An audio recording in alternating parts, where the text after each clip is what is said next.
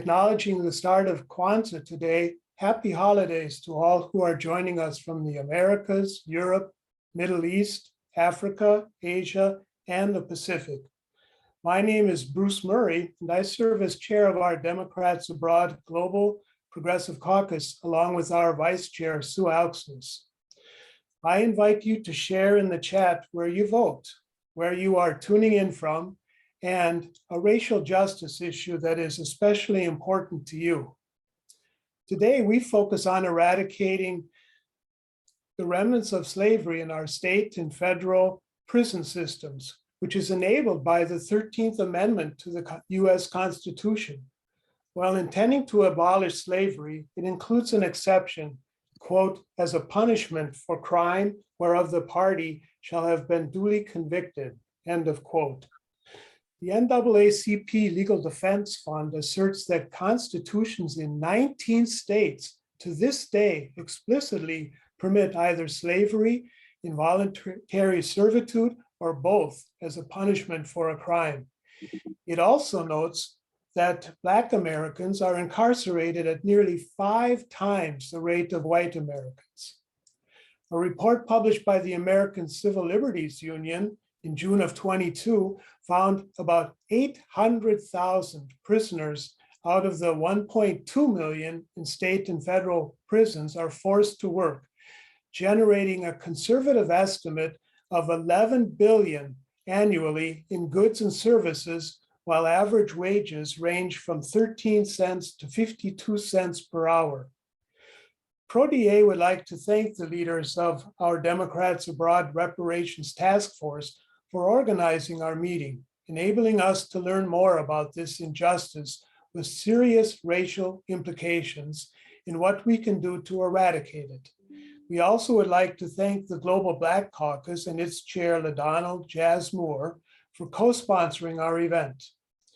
We are especially eager to learn what the Reparations Task Force Chair, Antar Keith, and our special guest experts will share with us about forced prison labor and involuntary servitude, the racist roots of these practices, how and where forced prison labor is still legal, and what efforts took place in the midterm cycle to end the slavery loophole. First, our ProDA Monthly Mondays for Progressive Minds co-leader, Betsy Ettore, will describe our agenda. Take it away, Betsy. Thanks very much, Bruce. Today, our monthly Monday discussion will center on efforts to end forced prison labor known as the slavery loophole. During the 2022 midterms, voters in 5 states weighed in on ballot measures calling to amend their constitutions to prohibit slavery and involuntary servitude, including in cases of criminal punishment. The ballot initiatives passed in Tennessee, Vermont, Alabama, and Oregon. However, in Louisiana, the state with by far the highest prison population, Amendment 7 was rejected with over 60% of the vote. During our discussion, we will hear from national advocates and Louisiana-based activists about the impact of forced prison labor, the next steps after the failure of Amendment 7, and the need for reparative action to address the ongoing legacy of chattel slavery. We have the pleasure of having as our speakers, Terrence Wynn, founder of Priorities, Intentions, Practical Exchanges, or PIPES, and Kenneth Henry, legislative director of the National Coalition of Blacks for Reparations in America, NCOBRA. Any questions you may have will be taken after each speaker, and we ask that you use * hand up in the chat box to be recognized to unmute and ask brief questions. You are also welcome to type questions in the chat box if that is more accessible for you. Closed captioning is on, and we ask anyone using visual assistance to please send the chat privately to Sue Auxnis so that we can ask attendees to refrain from using the reactions and emails function, which can be distracting when using visual description features. I have the pleasure of handing over to Antar Keith, the chair of the DA Reparations Task Force, and an active member of the Progressive Caucus, who will now be introducing the topic. Over to you, Antar. Thanks, Betsy. As the late Black journalist Glenn Ford once said, racism is hard to measure, but its effects can be quantified. So much so that we can, without delving into subjective opinion, simply let the numbers do the talking for us. The American prison population is by far the largest on the planet in both sheer numbers and proportion of citizens locked up behind bars, holding over a quarter of the world's prison population. According to Mr. Ford, our prison police and custodial forces alone dwarf most militaries in the modern world, making America, in his words, the undisputed superpower of mass incarceration. Furthermore, nearly half of the American prison population is Black, despite Black Americans only constituting a mere eighth of their country's population. Think about that now. An eighth of a nation's population, our nation, supplies nearly half of the single largest prison population on Earth. Since Americans make up a quarter of the world's prison population, this means that 1 out of every 20 prisoners on the planet are African American, not just Black, but directly tied to the legacy of US chattel slavery. This is no coincidence. The 13th Amendment exists as a holdover, a direct link with America's origin as a slavocracy, and like a conduit to the 400-year-old nightmare of forced labor, leaves a long-thought dead system fully intact, a system that preys on the descendants of those who suffered deprivation after deprivation to the tune of billions of dollars. My father, Bill Keefe, was fed to this machine not once, but 2 times. Framed for murder while a minor, he was sent to New York's Elmira Reformatory, which in the age of American apartheid, or Jim Crow, functioned as little more than a prison for poor Black and brown children, employing brutal military-style discipline to maintain order. Elmira's children were subject to horrific conditions and human rights violations, up to and including psychological torture via a sensory deprivation chamber. Such evil cannot happen in perpetuity, though. Then, as now, such structures must sustain themselves. In his Pulitzer Prize-winning text, The Nickel Boys, novelist Colson Whitehead explores how such Jim Crow-era reform schools subjected youths to forced labor as a means of generating prison income.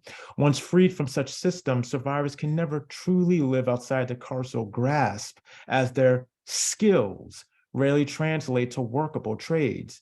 Knowing this firsthand, my father created the Malcolm X Arts Foundation in 1977 to teach trades to former inmates to help break the cycle of recidivism, but his own nightmare continued. Shortly after I was born, my father was re-incarcerated due to a false claim of firearm possession, sent to the infamous Rikers Island. He was put to work in the Gulag library system. Luckily, he survived this experience too, and I was able to grow up with him in my life, but not without the effects of his incarceration. As a result of my father's circumstances, my life trajectory, access to wealth, and chances for success in life were heavily pulled down. Mass incarceration directly impacts Americans like me, even if we've never been arrested. As a result of our socioeconomic status, Americans like myself find ourselves under a glass ceiling health-wise, educationally, occupationally, and environmentally. The only way we can escape the built-in systemic limitations imposed on us as a result of our intergenerational harm is to leave America and go to a country where we can finally thrive. Know that I did not come to Germany merely for an adventure or because I was curious even. I came because I could not breathe in America any longer. Living in intergenerational poverty would have been my destiny were it not for the opportunities opened up to me by moving to Germany. All of a sudden, my talents and abilities were desired, marketable, and I could ascend to a new station as a teacher in Germany. My experience shows that the limitations we Black Americans experience are baked into our society and are not inherent deficiencies on the part of a people trapped in a prison industrial complex. Yet many like me are not able to leave as I did, which is why, even though abroad, we must continue to fight to end slavery in America. Understanding the slavery loophole and how to close the doors on this nightmare once and for all is what brings us here today. Caitlin is here to introduce our first guest to discuss his own experience with this loophole. Caitlin, please. Thank you, Antar. Yes, it's my pleasure now to introduce our first guest, Terrence Wynn. And I had the honor of meeting Terrence last August at the United Nations in Geneva, Switzerland, where he was testifying before the Committee on the Elimination of Racial Discrimination on his experiences in the U.S. carceral system.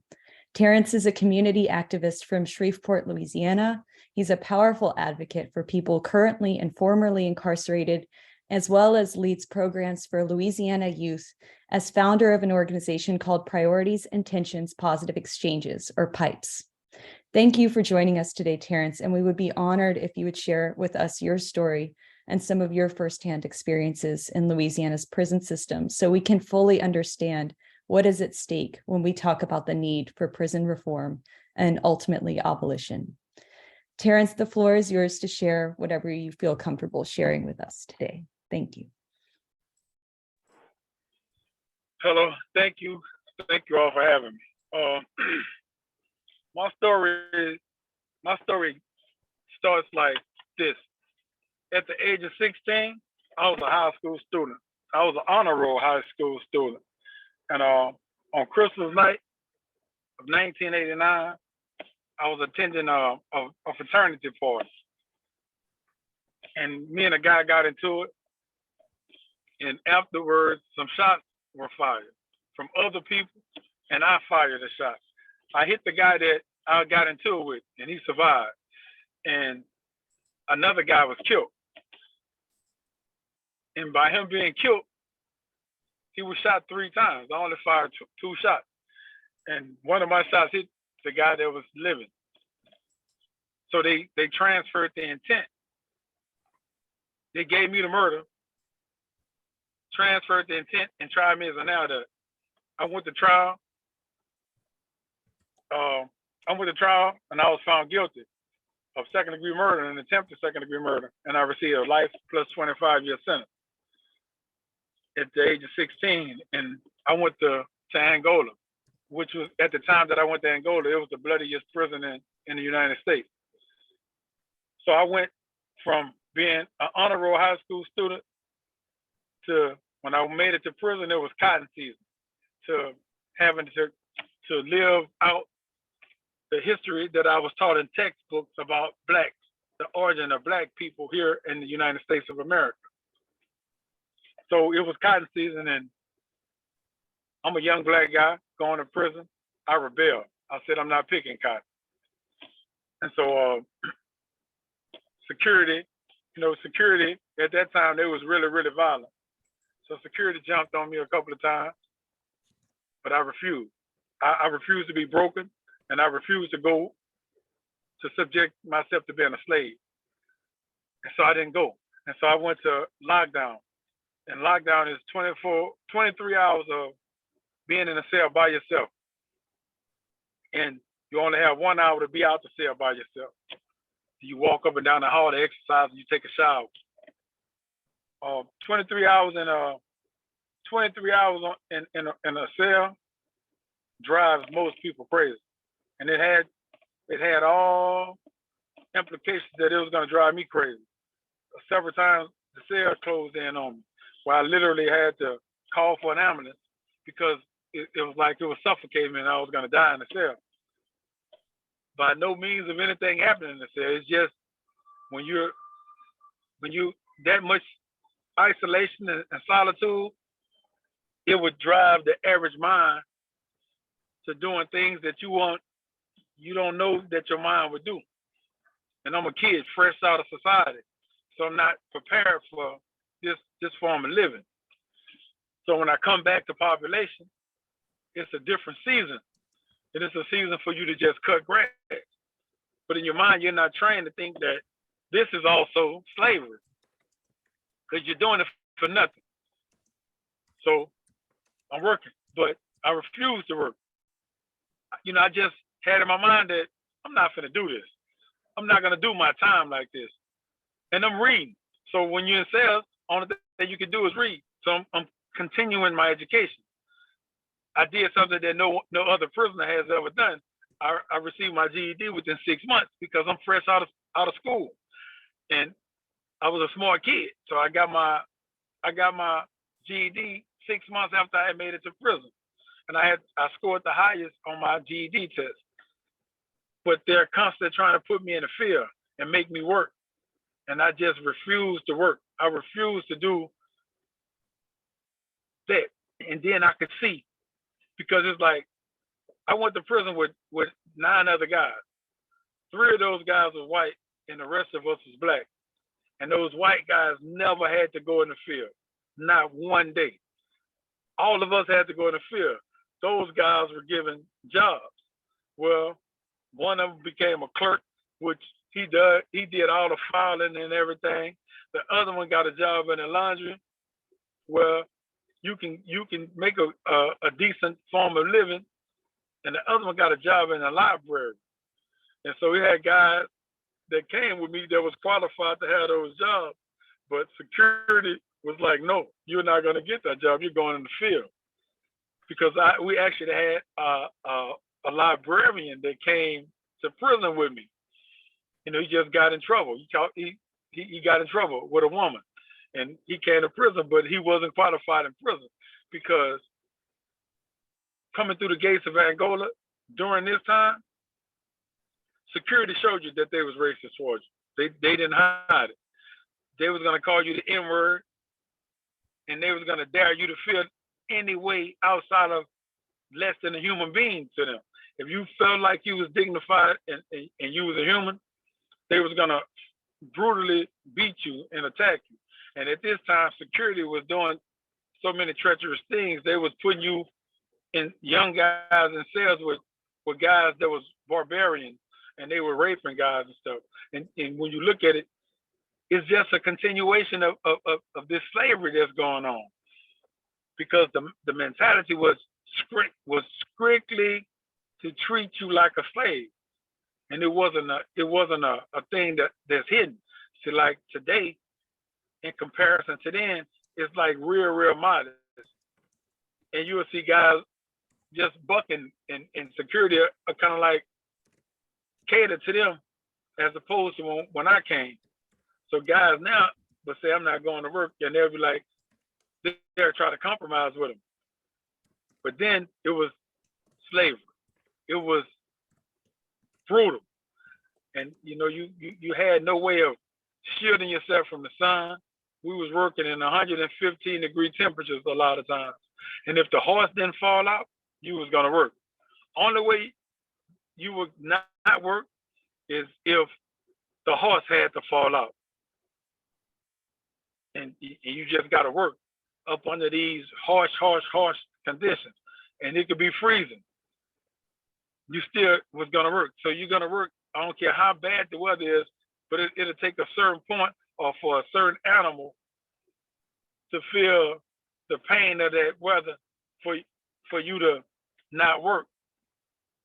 So for a 17-year-old kid's mind, you know, to have to take on these conditions and these changes is really a harsh thing, because you just left society where society doesn't recognize you as an adult at the age of 16 or 17. You can't do anything. You can't do anything as an adult.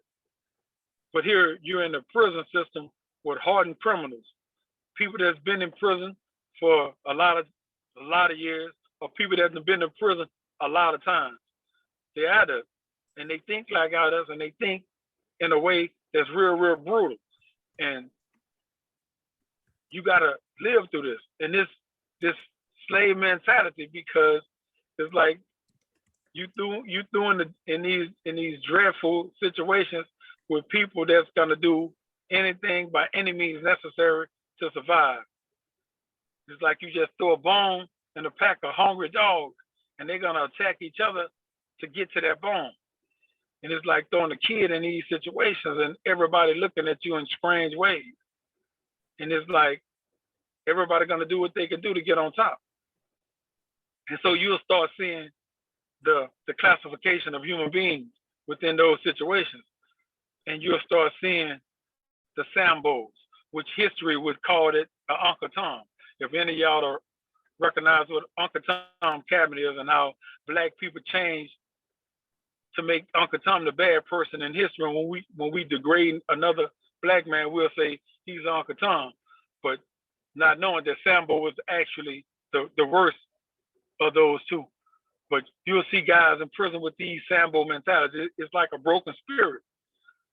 And I mean, you see slavery as soon as you walk in Angola, because you're gonna see the horses, you're gonna see the guns, you're gonna see the big mouthful of tobacco, you're gonna hear all of the jargon, and you're gonna know that, man, you done been taken back in time. And you're gonna hear Black guys calling the white man on the back of the horse, master, yes sir, boss. The whole slave vernacular comes out, and it's like, no sir, boss, can I do this, sir? And these guys are coming from your predominantly Black cities, New Orleans, Shreveport, Baton Rouge, and you'd be like, man, what's going on here? And your mind is trying to grasp, like, what's going on? And in my 17-year-old mind, I'm saying, I'm never gonna be like this. I'm never gonna be a broken spirit like that, where you'll see guys standing up like a man in front of you, but soon as a white guard come by, they slump over and they won't look them in the eyes. And you saying, I'm not gonna let my spirit be broken like that, because I have read that this is how Black people are supposed to be towards white people. And I'm saying, I'm never gonna be like that. So when it's me talking to security or anything, I'm telling them, man, you better not call me no N-word, because I don't use that word, never use that word. And I'm like, I'm a man. I'm gonna be a man. Whatever you do to me, however much you beat me, you're not gonna make me say I'm Toby. I'm gonna be Kunta Kinte, regardless to how you do whatever you do. You just gotta kill me. And that was my mentality, and that's the mentality I kept, and that's the mentality that made me survive prison. And that's the mentality that made me never accept the role of being a slave. That's the mentality that made me educate myself more so while I was in prison. Because every day it's a thing to break your spirit. It's something to break everything that you stood for in society. It's to break you down. And you know, it already breaks relationships. Families will leave you while you're in prison, because that's what it's designed. That's the design of prison. So it's a tragedy. It's a tragic story to see it. And when you look at it from the society standpoint, you can kind of understand Black people allowing slavery to still exist on the ballots this year. And you can understand how certain Sambos helped that happen, because they advocated against taking slavery out, because their masters told them, keep slavery in the Constitution in Louisiana because it's better for you as a people. And instead of them looking at the whole overall picture to say, when has slavery ever been great for humanity? And Black people just accept it. I mean, I know most of y'all are in different countries, but y'all would have to come to Louisiana to really understand and see why it stayed in the Constitution, because of the mentalities there. It's like a broken spirit. It's like so many Black people here are broken as a whole. And so you don't see anything wrong with not changing it. It's like, you know, like I could break down history to people all the time. And like when we was just going through the campaign to remove slavery from the Constitution, and I would give them a history lesson, like to say that when the two nations went to war, when Abraham Lincoln and them decided that they was going to go to war with the South, I said, before Abraham Lincoln decided he was going to go to war with the South, he signed the Emancipation Proclamation. How many of y'all feel like they're free slaves? And you got a lot of people feel like slavery was supposed to have ended at that time. And so I come back and say, how do you think he could have ended slavery by signing the Emancipation Proclamation when the South was his own country and the North was his own country? I said, you understand that this is the reason why the war is going to go on. I said, the South had their own president. I said, so how can Abraham Lincoln free a group of people that didn't belong to the United States of America? And so people to look at it like, yeah, I learned this. You're right. I said, so the Emancipation Proclamation was just a proclamation. It never stood in the South. I said, yet they went to war. I said, so at the end of the war, and I'll show people this. I said, this is where Black people and white people differ from. I said, at the end of the war, the North asked the South, what can they do for them, even though they had won the war? And the South told them they wanted to continue slavery. And the North told them, no, we ain't gonna continue. You can't tell us what you want us to do in that sense because we just beat y'all. So whatever we want to do in that, we're not gonna do that. So the South, they said, you gotta come better. So the South said, all right, let's continue it under the guise of prison. If they commit a crime, they go to prison, they become slaves. And the North said, okay, we'll do that. Let's amend it. So the 13th Amendment came into existence the same year that the war ended. And so slavery continued. So the South actually won. So that's why you'll see a Confederate flag with pride in Louisiana, or in the South, period. You'll see a Confederate flag, and nobody celebrates losers. But here in the South, they don't see themselves as being losers in that war because they got what they wanted. Slavery continued. So now we got the black laws coming, the black codes come into effect. So where you can arrest a Black man for anything, and that Black man goes to prison. Here's where the non-unanimous jury comes into effect, which plays a hard part in Louisiana. If y'all understand what the non-unanimous jury is anybody that's been convicted of a crime and up under a jury of 10-2 or 11-1. So the United States Constitution said when you get found guilty, you have to be found guilty by a unanimous jury. They mean all 12 jurors have to say you're guilty. But in Louisiana, they had a convention. In this convention, a former general from the Confederate Army told his constituents this. He told all those in attendance this: man, slavery's over. Black people don't have the rights to vote now. That means that they're going to be put on juries. We can't never make them be equal to a white man. So when they go on the jury, if 11 white people say that a Black person is guilty and one of them say he's not, he's still going to be found guilty. If 10 white people say he's guilty and 2 Blacks say he's not, he's going to be guilty. If 9 people say it and 3 Blacks say he's not guilty, he's going to be guilty. So that became law. In 1973, the 9-3 verdict went out the window. So it was just 10-2, 11-1. So in 2020, the United States Supreme Court finally opened their eyes and say, no, that's illegal. That's a constitutional violation. You can't do that. Yet in Louisiana, it hasn't been ruled retroactive, so it continues. Now, all these are direct linkage to slavery continuing because people are going to prison. Now you can't with a 10-2 or 11-1 jury verdict. So slavery still continues in Louisiana because slavery is still big money. And people here don't see that it's a bad thing because people here feel like, I'm not going to go to prison. I'm not going to do anything that's going to take me away.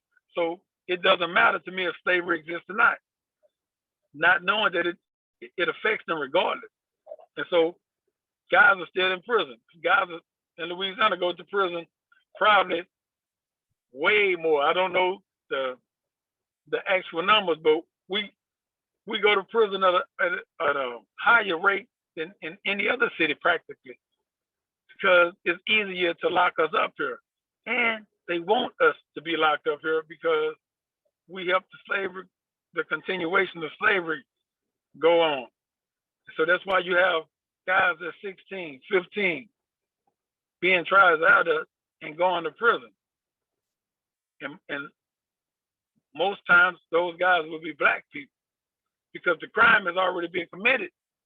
Some of us will go to prison innocent. I went to prison actually innocent because I actually didn't murder anybody. When it was always revealed, I actually didn't murder anyone, but I did 30 years of my life in prison. I went to prison at 16 and I was released at the age of 46.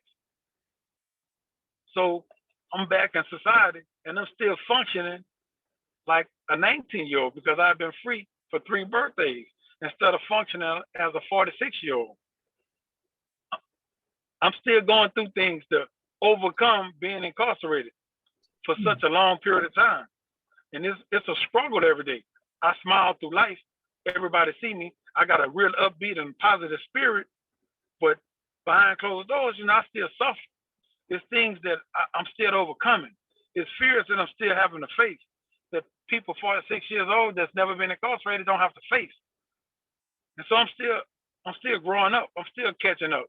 And I'm still every day fighting the mentality of slavery because I see it so much now in society. As I probably wouldn't have never saw it had I not went to prison and studied and learned. But slavery exists in society practically more than it does in prison because people here accept it and they don't see it because it's been beaten into them not to see race as an issue. When race is always an issue here. It's never not an issue, but it's been beaten into you not to see it and not to say it. So we don't much want to have a conversation about it because people think it doesn't exist, but it exists. So slavery here continues because people just accept it. People just don't believe that it exists, but it's right in front of them. So I don't want to take up any more time. So thank y'all for listening to me. Thank you so much, Terrence. We really, really appreciate you sharing your story with us, and we're really grateful that you're here with us. And we would also love to hear, if you still have time, some more about your organization, Pipes, how it got started, and what kind of work that you're doing to provide support to people who are trapped in the U.S. prison system in Louisiana, and also the youth programs that you engage in. Whenever you want me to, I can do it. You want me to do it now? You want me to wait? Now is good, I think, if you're, if you. Okay. Pipes started while I was in prison. Pipes stands for Priorities, Intentions, and Practical Exchanges. Pipes was breaking down because of the ghetto to prison pipeline. So I just came up with Pipes while I was in prison. And when I came home, I implemented it. And I got a lot of formerly incarcerated, where everybody is formerly incarcerated as a part of Pipes. And it's our priority to teach and educate and advocate for kids to do the right thing and to help people to understand what's going on. It's our intentions to right the wrongs. We've done things wrong, so we want to right those wrongs. And we want to make sure that we right the wrongs of a kid because we teach them the wrong thing. The practical exchange is to exchange all those wrongs for right. It's to exchange all the hate that we have towards one another for love. It's to not accept things, to be an acceptance of things, and to be accepting of change. So that's what PIPE stands for. So what we take is, we help kids who've been in trouble. We have a support group. It's the only one, probably the only one in the state of Louisiana. It's modeled after AA. So those that are formerly incarcerated come to the support group, and we do the same things that AA do, but we do it for those that are formerly incarcerated. And we understand that we might say we don't have anything going on with us mentally, but everybody that comes through prison, and we've done decades in prison. We know that we have problems, and we know that we can't talk to anybody about that problem but somebody who understands it. So we understand one another, so we speak about our problems, and we love on one another, and we support one another, so that we don't make the mistakes that'll lead us to go back to prison. So we are our biggest support unit, and that's what we do. The name of my support group is OKQ, Outstanding Kings and Queens. And we just break down, we take away the bad from us, and we become kings and queens within our moments and our elements. And we pass on these teachings to the youth so that they, in they development stages, that they can develop better habits, better thinking, and so that they could be better people coming up. So that's everything with pipes, but it was something else you asked, so I want to just give you. We also help the homeless. We feed the homeless once a week. So we just, and we do this. We help those that's in prison that shouldn't be in prison. I personally take their case and I file writs to help them get out, or I help their lawyers. Certain things that their lawyers might not see, I tell them, this is what you do. And we've successfully gotten people out of prison. We speak on a parole board for those that have a chance. And so we speak on a parole board, and the parole board listen to us, and they respect us enough to say, you're right, and they'll let them be free. 2 weeks ago, we just got a guy out, helped a guy get out that has been in prison for like 34 years. The big thing we're trying to do in 2023 is to get some houses so that we can start our reentry program, so that guys could come back and come to the houses, and we could help them reacclimate themselves with society, teach them all the skills that they need, get them all the stuff that they need to be ready. And if they just choose to stay in the house, they can stay in the house after the time that we're gonna need with them, because we're need 3 weeks to train them to get them ready to just be on their own. And so that's the big thing that we're pushing for this year. We're in meditation and prayers about that being a success, because if it does, we could really do a lot of more things, and we can help people a lot more with legal representation, because there are people that's in prison that shouldn't be in prison. I mean, like we got a case for a female. She's been incarcerated for 26, next month will be 27 years. She was a pregnant mother. She already had 3 kids, and she was 6 months pregnant when a female stabbed her. And she shot one time, and the female died that stabbed her. And she received a life sentence for it. And she's been incarcerated for 26 years, going on 27. So we're fighting to get her free. That's a person that she didn't do it with malice.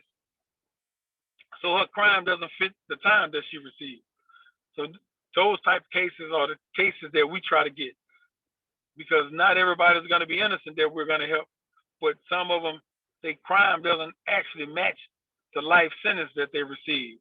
Like another person, their case we're working on, there's a guy that received a life sentence for marijuana.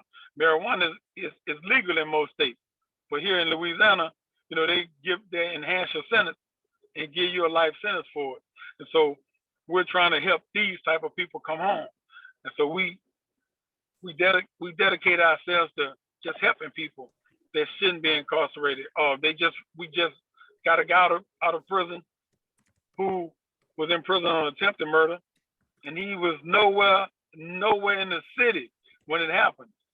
So we was able to successfully get him free. So we doing things on a small scale, but we want it to be bigger, but we doing what we can do, because my organization is kind of small at this point, but it's actually larger than people would think it is. But we want it to be bigger. So I'm doing what I can do to make it bigger, because it's an organization that I found, so it has my heart, and I'm doing everything that I can, and I'm doing everything I can to help people. So that's what PICE is. Thank you so much. We would also love if you could perhaps, if we could discuss ways, that we can support your work from afar, because we do live in many countries around the world, but are there any ways that you believe that, we can support your work and help you in that mission? Oh, yes. I mean, donations are always welcome, because the work that we do, it takes money, because you got to travel. It takes money to go buy transcripts. It takes money to put writs in court, and it takes money to help guys, that's women and men, that's returning home from society that needs a phone. Because we do everything we can, and most of the things we do is out of pocket. We haven't received a lot of grants, so donations are always welcome. And just the support of, like we doing this campaign for Tony Boo, just the support of getting that out, and just teaming up with us to bring her story to the world, so that the world can judge her, and the world can see that, man, if I was in that same situation, any woman that's carrying a kid, what would you do in that situation if a woman that stabbed you, and you protecting this infant in your, not even this baby in your belly? We just need the world to see it, so that the world can sympathize, and we can put pressure on our district attorney here in Shreveport to look at this woman's case and free her, because she didn't do it with malice. It was not intentions, which second-degree murder statute says that anybody who kills someone with specific intent to kill or cause great bodily harm, that's a second-degree murder. It wasn't that, because she was defending herself, and anybody that's defending themselves shouldn't be punished. This woman has been incarcerated for 26 years. So those are things that we really need help with, because now I've done all the paperwork, but she still needs legal representation. So I'm trying to raise the money from my paycheck to get her a lawyer, to pay for a lawyer. So, we need help just getting her an attorney, because if we open the doors for her, we open the doors for so many other people who actually were defending themselves that's incarcerated. So, like I say, donations are always needed and welcome, and just the team effort of everyone coming together to support us and bringing light to some of these situations, because some of these situations here in Louisiana wouldn't happen in other states, and people hear them and see them, be like, man, this person has been incarcerated for this long, but that shouldn't happen. And so those are the things that we really need help with. And I appreciate you for asking that, Ms. Caitlin, because we definitely welcome any support that we can get from anybody.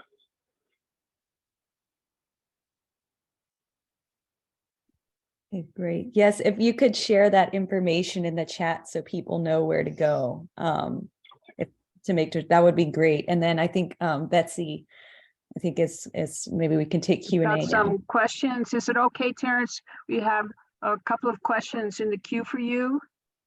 Yes, ma'am. Great, thanks very much. Bruce, you had your hand up.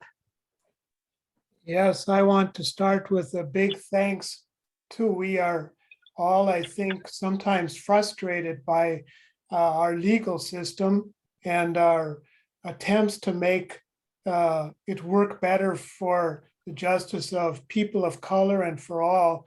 And the energy that you're giving us really helps us as we get to the end of 2022 and look forward into the coming year. Thank you so much for that. We want to learn a little bit more about what's going on in Louisiana. And we know that there was an amendment proposed to the Louisiana Constitution, Amendment number 7, and it didn't make it in the midterm elections. And if you were willing to tell us anything you know about what happened with Amendment 7, that would be great too. Okay. The guy who actually drew up Amendment 7 is he's my friend. He's been my friend since I was 13 years old. The guy, the representative that he got to sponsor the bill, and I don't mean to sound in no way bad towards anybody, but I'm gonna call it how it is. This guy was the worst person to get to sponsor the bill because he was the epitome of a Sambo. The Republicans headed by a lawyer from Shreveport. I'm from Shreveport. They got a Republican lawyer here who's very powerful. He's also a senator. He contacted the guy that sponsored the bill and said, "You're gonna kill that bill. I don't care how you do it, but you're gonna kill that bill." And so the guy wanted a position, some president position on one of these committees. So Seaball said, "You got that. Now kill it." So this guy went on a personal crusade to say, the bill is wrong. Vote no on the bill.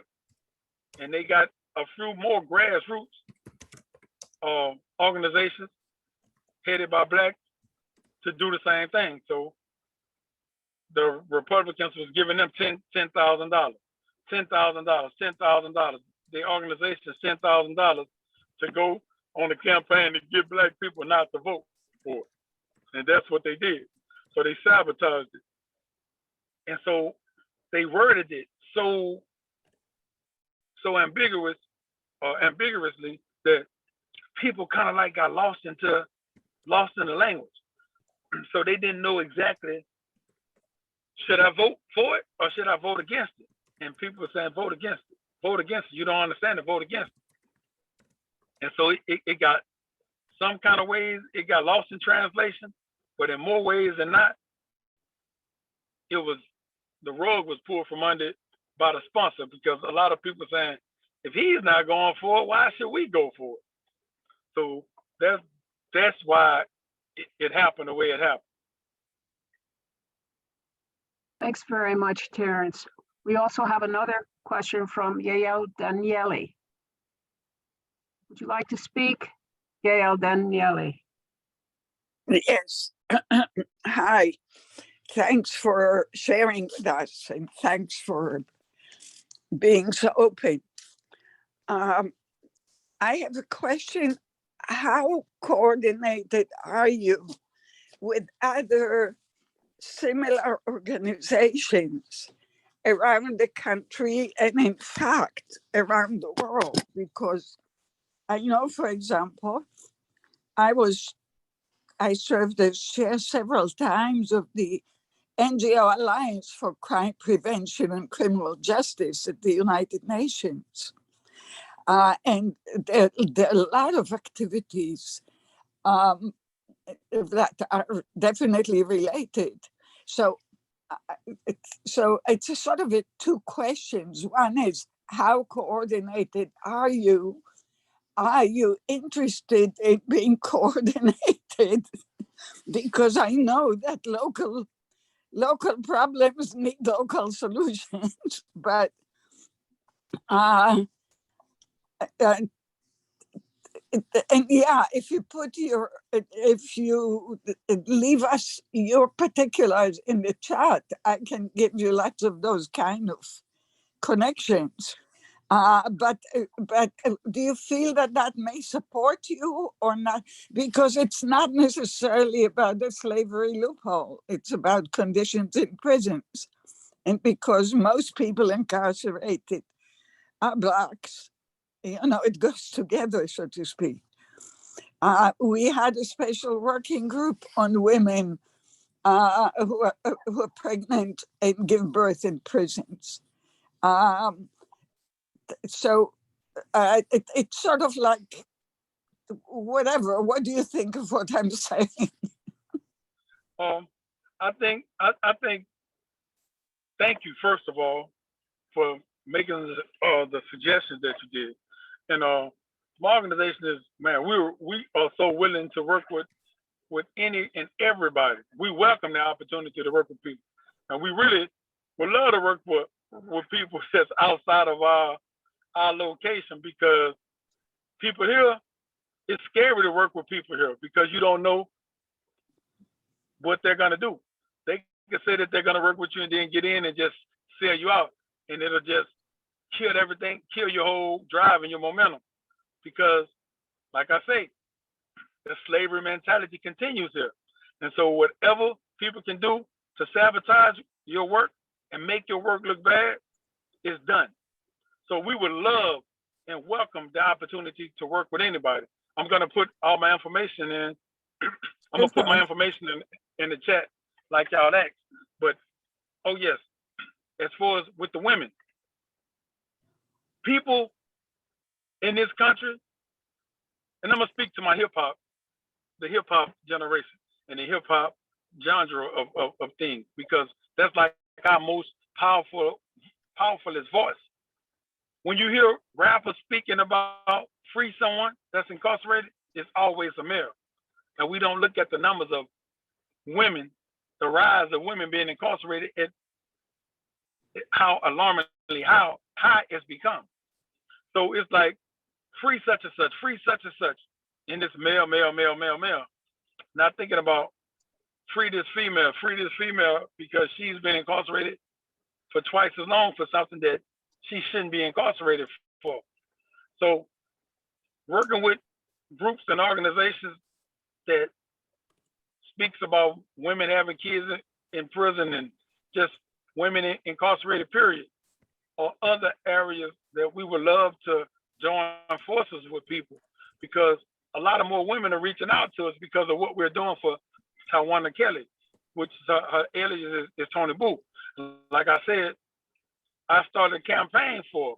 So I've used the hip hop community. So we have songs and videos talking about her, but we're really trying to soften the heart of our lead DA so that he could look at our case and get her free. But like I say, I'm gonna put my information in the chat, because we welcome the opportunity to work with other organizations. Thanks. Thank you so much, Terrence. We really appreciate you being here and answering these questions.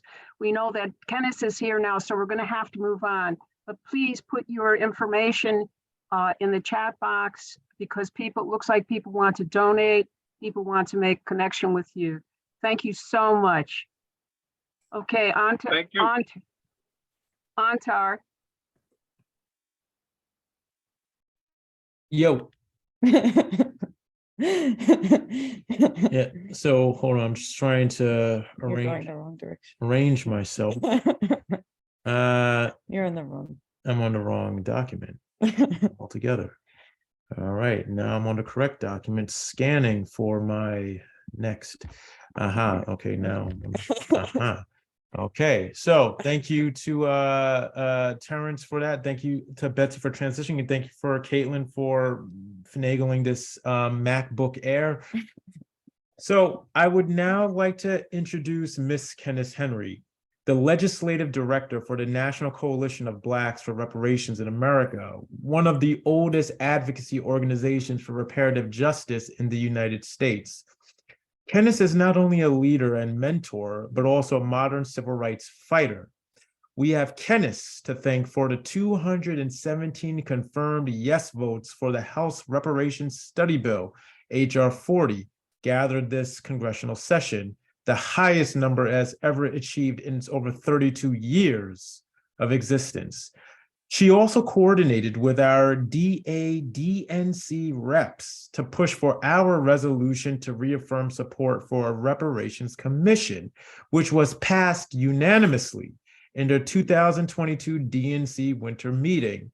Today, she's here to speak on the next steps for closing the slavery loophole, the background behind Amendment 7, why it failed, and chances of its passage if it's reintroduced.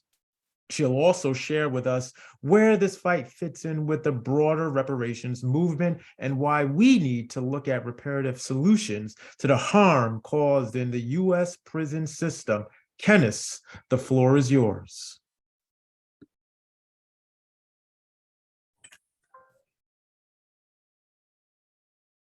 Okay. Can you hear me? I see a message that says unmute myself to speak. Yeah, we can hear you, Kenneth. Thank you. So first of all, please accept my apologies. This time difference confuses old people. So I have to apologize that I was not here at the beginning. And Antar, thank you so much for your very kind introduction. Thank you for this opportunity. Thank you for the space and an opportunity to talk about what can be done to close the loophole.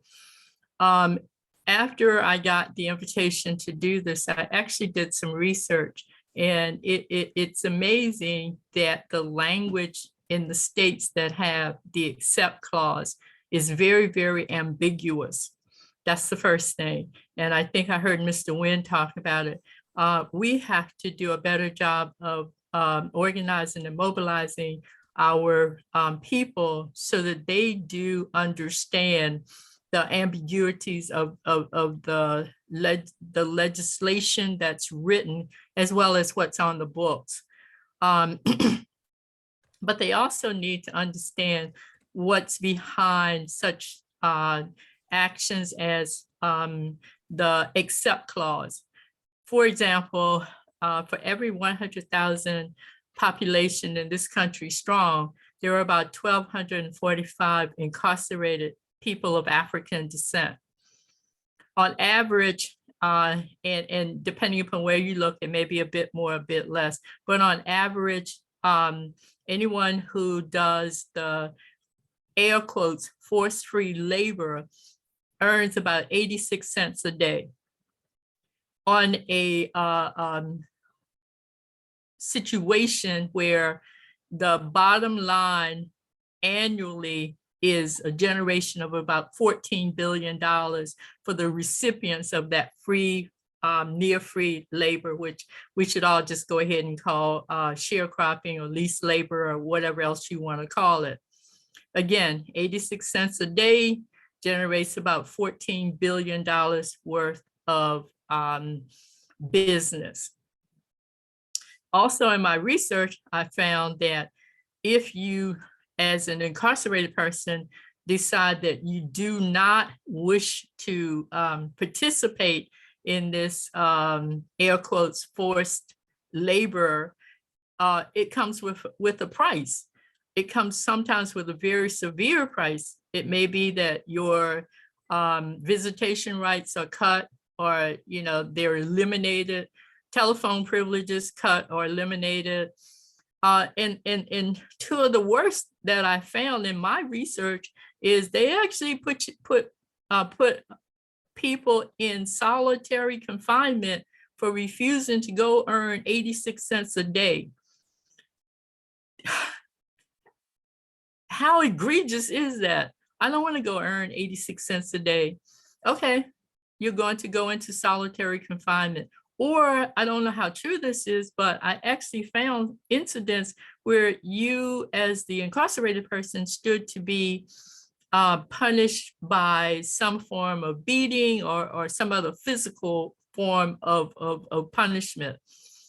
There are 3 states who have elected to, prior to the November election, there are 3 states who actually did the right thing. They removed the except clause from their legislation. 2 of the states actually just said, hey, we don't want it in our legislation. And 1 state said, well, we don't want it there, but, and I'm gonna read this to you. In the state of Utah, while they removed the slavery clause, they said, but it does not apply to otherwise lawful and administration of the criminal justice system. Now, what does that mean? Again, back to Mr. Nguyen, we have to be able to come up with teams of folk who can help us to be able to find our way through the murkiness of the way that legislation is written. And I heard Mr. Nguyen, I thank him so very much. It would be an honor and a pleasure to eventually one day meet him in person. I had a 45-minute conversation with the bill sponsor of the accept legislation in Louisiana. And he told me the reason it was being, he was on a campaign to ask for it to be voted down is because it didn't reflect his true sentiment of what he wanted to speak to. And because I don't live in Louisiana, I've only passed through Louisiana a couple of times. I found it easy for me to say what I said to him, and that was, you, sir, are the elected official. You, sir, the people have put their confidence in you for you to deliver good public policy. And what I hear you saying is, this is a horrible bill, but you, sir, wrote the bill. So what does that say as far as you as a qualified elected official? And he said, well, I was really, really busy doing a lot of things, and I didn't really pay attention to what I was writing. And I said, well, if that's the case, then next year when you're up for re-election, maybe the people should also look at you and decide whether or not you're the person who needs to be in that seat. So when we talk about the closing the loophole, not just to slavery, but to the other egregious things that we have to deal with as people, one of the things is we have to stop pulling the lever over and over and over for the same person. We have to stop allowing them to come in our communities and pat us on the back and, you know, pick up a baby or two and do a photo op and go on to the next community. We have to vet them. We have to ask them the really hard, difficult questions about what are you going to do for, what are you going to do for the people? And here are the things that the people need you to be responsive to and to make a change in. So he said, you know, I promise you, I'm going to write the perfect piece of legislation next year. Now, you all have been around for a long time, some of you. There is no such thing as the perfect piece of legislation. Now, you may write something and believe that it is the perfect piece of legislation, but when it's introduced, there is negotiating, there is bartering, there is, well, if you do this, I'm going to do this. And what you thought was a perfect piece of legislation is not the perfect piece. At that time, that's when you should say, well, this is not what I intended for it to be. And you have a fiduciary responsibility to go and to lobby your peers in the Senate, in the House, in Congress, wherever, and get them to agree that what you really want isn't what this bill turned out to be. In this case, in Louisiana, this person had bipartisan support.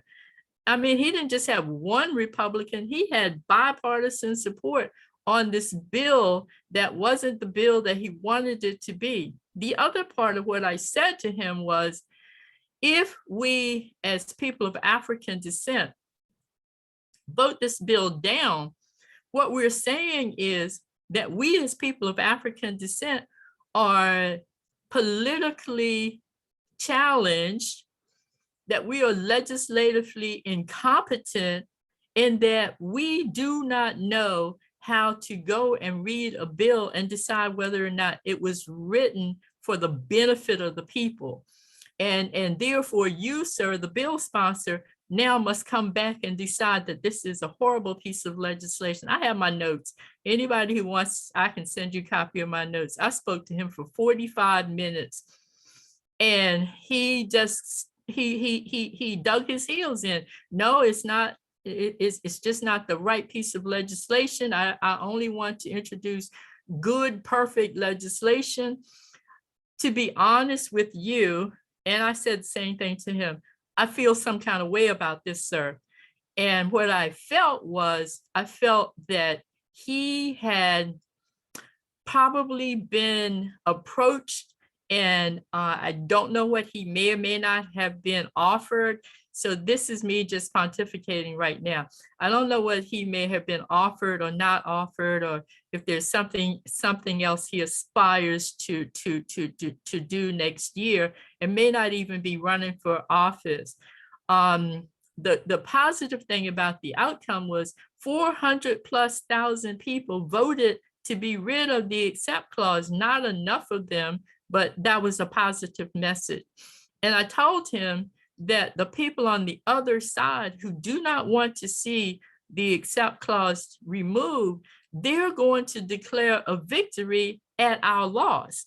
And he said, but when I come back next year, I'm going to fix it, and on and on and on. I promise you. And I told him the same thing. I'm going to ride you next year, because we need and deserve better than what we get from our elected officials. That's just straight up. How does this impact us? Well, again, of every 100,000 in the population in this country, over 1,200 are people of African descent, and they're incarcerated.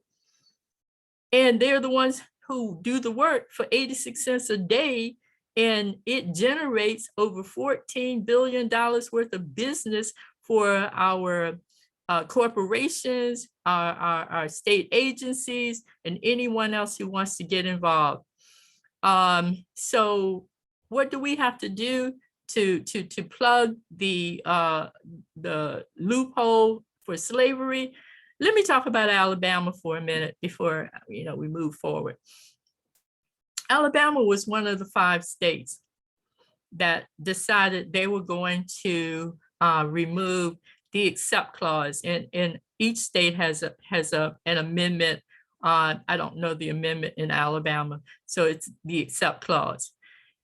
What happened in Alabama, per some of my highly very active political friends who also have held state office, etc., they told me that in order to remove the accept clause, it was written in such a way that the state gave up the right to offer free public education.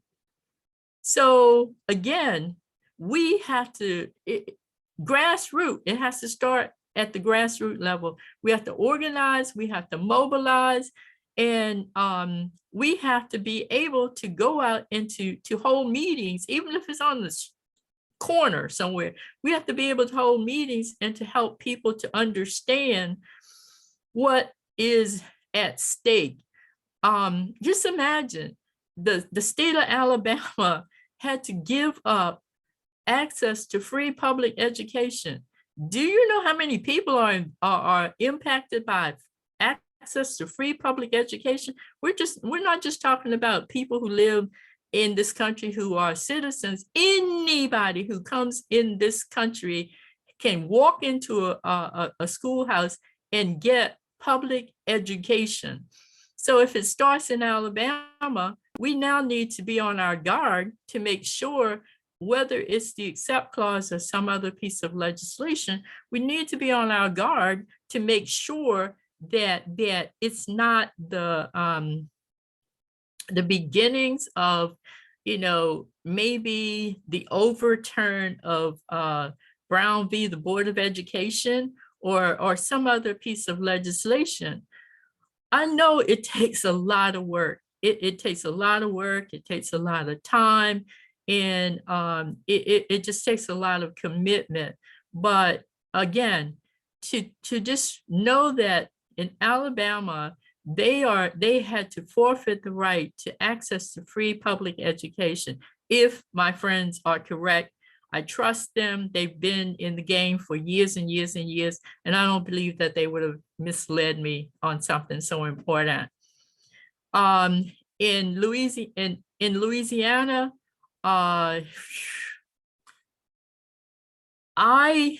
got involved with this because I am, as Antar said, a member of the National Coalition of Blacks for Reparations in America. We have local chapters in Louisiana, and they wanted somebody to help them to be able to determine whether it was a piece of legislation they should get behind or not. I worked relentlessly helping them to understand and to get them to a point where they actually had decided, yes, we're behind this. 3 weeks before the election, the Advocate, I think that's the newspaper, comes out and says that the bill sponsor is saying, vote it down, vote it down, vote it down. We then decided, because we think we really know how to do this, we started calling the NGOs and the companies and organizations that are of people of African descent, asking them to help us to convince the bill sponsor that we needed to let the bill go through and he needed to drop his campaign. We discovered that they were standing with the bill sponsor. They were saying, if the bill sponsor says this, then this is how we're going to go. So we're supporting him. Again, we have to have people who are willing to stand up against our elected officials, call them out, and let them know the ramifications of not doing what is in the best interest of the people. And having said that, I have to talk a little bit about HR 40. Yes, we have 217 co-sponsors on HR 40, 23 on the Senate companion bill. We have sent massive numbers of signatures and letters to the White House, to House administration, and it has gotten us nowhere. So we also have to understand and appreciate that this is not something that happens overnight. It's not something that can happen, in an hour or so. As Antar said, N'COBRA has been on the forefront of pushing for reparatory justice. And HR 40 is just a commission, a $20 million commission. This country does commissions all the time. Until more people are standing strong, shoulder to shoulder, and not just people of African descent, this is something that is going to have massive solidarity across all ethnic lines. It can't just be me out here talking about reparatory justice. What will reparations and reparatory justice bring? Well, first of all, reparations is more than a paycheck. One of N'COBRA's main concerns is mass incarceration. We need to be able to deal with mass incarceration as a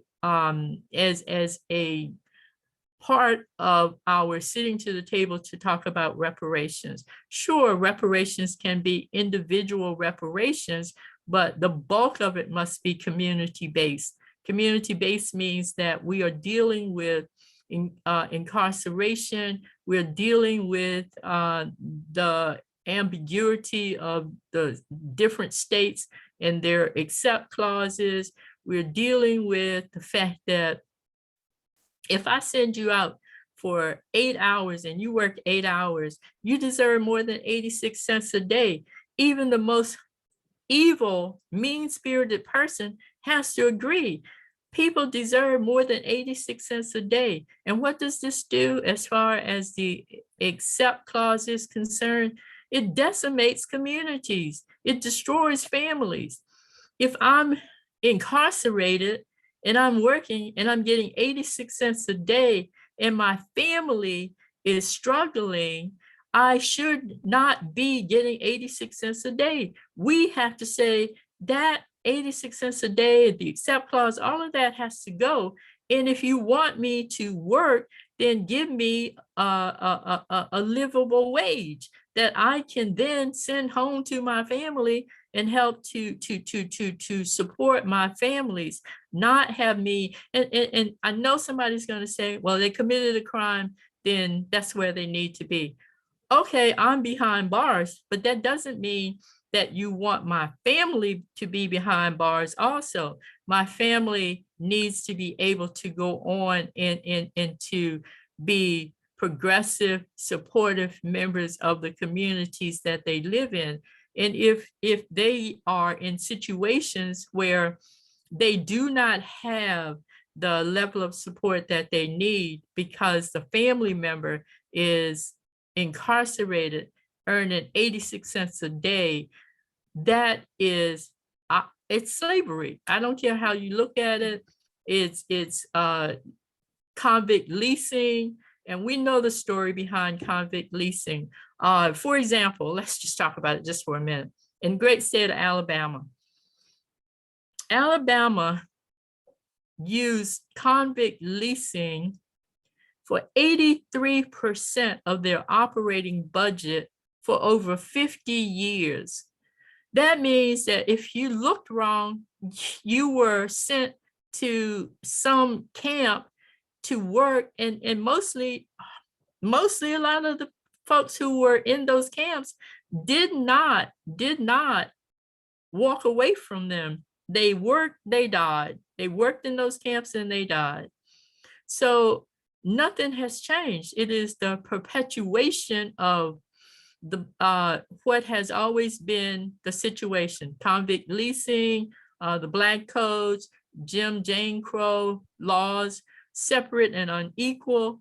And if we, the people, do not come together and stand strong and say that we are not going to allow this to happen, also because of the ambiguity from state to state, we have to figure out how best to be able to send a message to those states. It's straightforward. You take it off the books and you have something that says something as basic as that the states will no longer have any kind of slavery or anything that represents slavery. It will not support it, and it will therefore no longer exist. It's just a straight statement, nothing that says in exchange for it, we're going to lose the right to access to public education. So how do we close the loop? We close the loop by becoming mobilized. We organize ourselves, we become mobilized. We also become more aware of what the legislation is. And when we find out that, as an example, in Louisiana, I told all of the local chapters about the conversation I had with the bill sponsor. We have to do more of that. We have to put it out there. We have to use social media. And we have an amazing friend in Caitlin Kennedy who will craft an article. All you have to do is just say, Caitlin, I got a story for you. So we have to make our elected officials know that we are serious. We are not going to play these games of you come in my community, you pat me on the back, you hold the baby, you do a photo op and you're gone. No, excuse me, sir. We need you to step over here. We have questions for you. Excuse me, ma'am, we have questions for you. If you do not get the answers you need, then here's the hard part. A lot of people who are qualified to run for office don't run for office. Why don't they run for office? They don't have the money.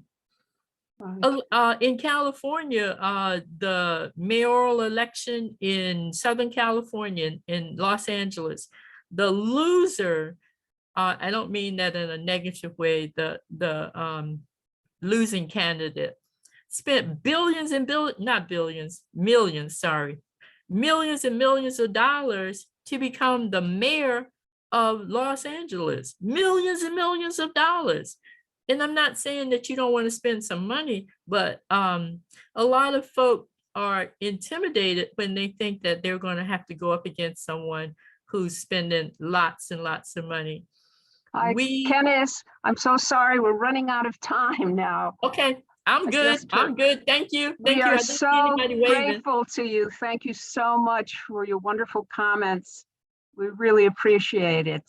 And we have, I just wanted to ask Mr. Nguyen, does he have also a closing comment? We're very grateful for Kenneth's comment. Terrence, do you have one closing comment, just very short? Okay, in closing, I would like to say that, you know, we got a motto here that says, when we fight, we win. And in prison, we got a motto that says, never give up. You know, when you combine those two mottos, it states that you really can't give up because we got to fight to win. In Louisiana, we really need the support of outsiders to really give people here the balance and the view to understand that in order for us to win, we got to come together. We got to put our differences to the side to really kind of like make this system a better system, because this system has survived on the backs of humans. And the only way that we can change it is if we just come together. So once again, Pipes is open to working with anyone, and we welcome everyone to come aboard and just try to help us make the changes that we can make within the small parts of our state. So I thank y'all.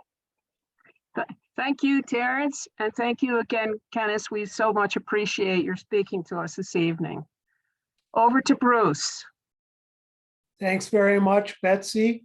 And a little surprise, I'm going to say over to Jazz. I'd like Jazz, excuse me, to give the comments for the Global Black Caucus. Thank you, Bruce, and hello and good day, everybody throughout the world. A huge thank you to the Global Progressive Caucus for organizing this touching, important, informative, and yes, necessary event with the amazingly knowledgeable guest speakers of honor, Kenneth Henry and Terrence Nguyen. Awareness of the slavery loophole grew following the murder of George Floyd in May 2020, which prompted many white Americans to see in real time how Black, Indigenous people of color are systemically treated by law enforcement. The United States cannot in good faith confront the legacy of chattel slavery while still permitting vestiges of that economy to persist. Dehumanization allowed for the evils of the chattel slavery. Dehumanization allows slavery and involuntary servitude to continue under the guise of a carceral state. The words in our constitutions matter, and people who are incarcerated remain people. Thus, what we allow to happen behind those walls says more about our humanity than anything that they have done. Let's recognize clearly that the slavery loophole is the foundation of America's misdemeanor problem, which exposes how our country's history of racial injustice evolved into an enormous abuse of criminal justice power. We heard also earlier on 13 million people each year, most of them poor and people of color, are abused by this system. After the Civil War and after abolition, Southern states repurposed their misdemeanor systems to criminalize and control the African-American labor pool.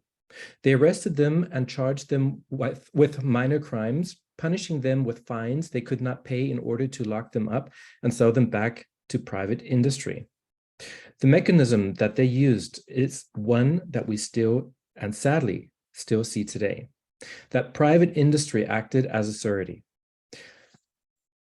Today's misdemeanor system brings in $80 billion per year in fines and fees. More than 90% of every dollar goes to public institution, public courts, and prosecutors' offices. Just to name a few: district attorneys, court administration, clerk offices, police transport, booking, and so much more.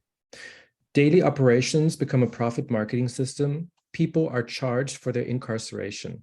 Daily necessities become a way institutions and private businesses make money. Cafeteria meals, trays, utensils, commissary, medical care, phone calls to loved ones, uniforms, and laundry all come at a cost.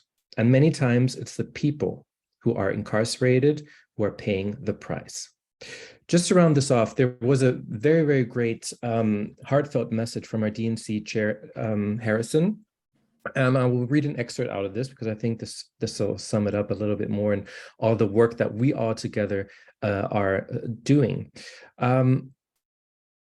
There were a lot of predictions about how the midterm elections of 2020 would play out. They said history wasn't on our side, but for nearly 2 years, I've been given the same response. We were going to make our own history. That's exactly what we did. That's exactly what you did. At every level, you helped elect Democrats. Now that every ballot has been cast and counted, thank you for everything you've given to your party and your country. Because of you, President Biden has signed into law landmark legislation. Because of you, every single Democratic senator running for re-election won, plus Pennsylvania elected John Fetterman. Because of you, we increased the number of Democratic governors. Because of you, we held the Republicans to a thin majority in the House that will help us to hold them accountable over the next 2 years. And because of you, we beat back a red wave of MAGA Republicans who sought to set the progress of the country back by decades.